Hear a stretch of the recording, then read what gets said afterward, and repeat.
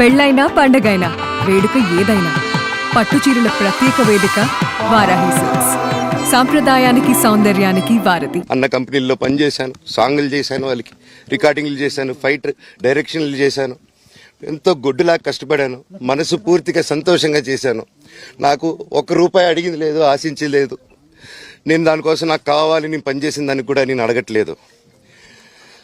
ఒకటే అడుగుతున్నాను, మీకు నిజం తెలియాలి. అందుకోసమే ఏంట్రా వీడు అన్ని బయట పెడుతున్నాడు అనుకోవచ్చు, కానీ ఈరోజు నాకు భార్య పిల్లలు ఉన్నారండి.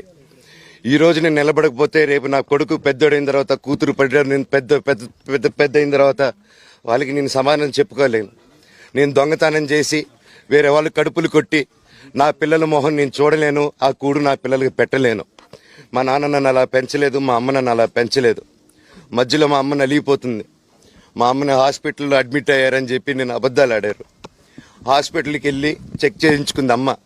నువ్వు వెళ్ళిపోయి ఇంట్లో నుంచి, నువ్వు వెళ్ళిపోతే వీడిని చూసుకుంటావు మేమంటే, మేము మంచిగా మాట్లాడి పంపిస్తా అంటే నమ్మి ఆవిడ 3 రోజుల నుంచి దడదడగా ఉంటే వెళ్ళమ్మ అంటే. ఏ ఏజ్కి వెళ్ళడం వాస్తవం చూపించుకొని ఇమీడియట్గా మా అన్నింటికి వెళ్ళిపోయి అన్నింట్లో పడుకున్నారు. మీకు ప్రతిదీ తెలుస్తుంది. ఈ రోజుల్లో ఏది దాచలేరు. మరి ఇంత క్యారెక్టర్ అసాసినేషను నేను చేయని దానికి వచ్చేసారు అని, నా భార్య వచ్చిన తర్వాత నేను చెడ్డోడినయ్యానని, అదే వాళ్ళ తల్లిదండ్రులు ఉండుంటే గమ్మునుంటారా అండి? ఈరోజు నేను గమ్మునుంటే ఎలా అండి? తనకి తల్లి అయినా తండ్రి అయినా అన్నీ నేనే అండి. ఈరోజు తను వాళ్ళ ఇంట్లో ఆధారపడదు, నేను మా ఇంట్లో ఆధారపడను. నేను నా సినిమాలు చేసుకుంటున్నాను. తను సొంతంగా ఒక టాయ్ కంపెనీ పెట్టుకుంది. లాక్డౌన్లో నా అహం బ్రహ్మాస్మి సినిమా మా ప్రేమ కోసం ఆపేసినప్పుడు నిర్దాక్షిణంగా నేను చెన్నైకి షిఫ్ట్ అయిపోయి ఈ ఊర్లో వద్దని మేము అక్కడ కూర్చొని, నేను మనోజ్ నువ్వు బొమ్మలు గీస్తావు కదా, కథలు రాస్తావు కదా, బొమ్మలకి ఆత్మనిర్భర్ అని నరేంద్ర మోడీ గారు ఇది అనౌన్స్ చేశారు.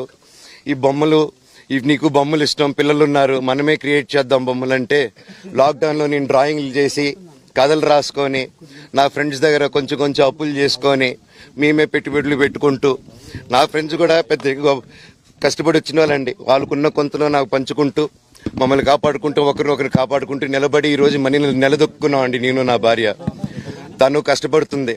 ఇప్పుడు కాశ్మీర్ నుంచి కన్యాకుమారి వరకు ఓన్లీ తను, నేను, ఇంకొక 3-4 కలిసి దీన్ని ఇంత దూరం తీసుకొచ్చామండి. ఈరోజు నేను మళ్ళీ సినిమాలకు వచ్చేసాను. అందుకే ఈరోజు నేను నిలబడపోతే ఇది నా పిల్లలకి చెప్పేది కరెక్ట్ కాదు, ఎవరికి కరెక్ట్ కాదు. ఇన్నాళ్ళు గమ్మునున్నాను ఓకే, కానీ వాళ్ళ నాన్న ఆస్తుల కోసం కొట్లాడుతున్నాడా, మంచి కోసం నిలబడుతున్నాడా అనేది ఈరోజు మీకు సాయంత్రం వచ్చిన ప్రూఫ్స్ అన్ని వదులుతాను. మా నాన్న మీద గన్ను పెట్టి కాల్చే వినయ్కి, మా అన్నకి సాయంత్రం ప్రతిదీ చెప్తాను. చెప్పాను కదండి, వినయ్ అని మా అన్న విష్ణు అని. అవునండి, నన్ను హాజరుపరచమన్నారు, 10:30కి రమ్మన్నారు. మీరందరూ చూశారు. నాకు మొన్న ఫస్ట్ రోజు తగిలి బాగా నొప్పి వచ్చింది, మెడ, కాలు. 3 వారాల క్రితం ఫైట్లో నాకు మజిల్ టైర్ అయింది, గ్రేడ్ 1 టైర్ రైట్ లెగ్లో. లెఫ్ట్ లెగ్లో మళ్ళీ దెబ్బలు తగిలాయి మొన్న. సో అందుకే కొంచెం బ్యాలెన్స్ ఇది ఉంది. మందులు హెవీ మెడికేషన్ ఇచ్చారు, హెవీ ప్యాచ్ కూడా వేశారు నాకు. దానివల్లే కొంచెం నడుస్తున్నాను. అండ్ ఇప్పుడు అందుకే రిక్వెస్ట్ చేసుకొని, సార్ నాకు కొంచెం టైం ఇవ్వండి, పాప ఉంది, సెటిల్ చేసుకొని నేను వస్తాను సార్, కొంచెం సెట్ చేసుకొని అని పోలీసుల గారికి రిక్వెస్ట్ చేసుకొని ఇప్పుడు బయలుదేరుతున్నాను సార్. దాని గురించే సార్ చెప్పాను. మద్యానికి బానిసై ఇలా ప్రవర్తిస్తున్నాడు, అందుకే నేను మనోజ్ విషయంలో సీరియస్ గా ఉన్నాను అని చెప్తున్నాను సార్.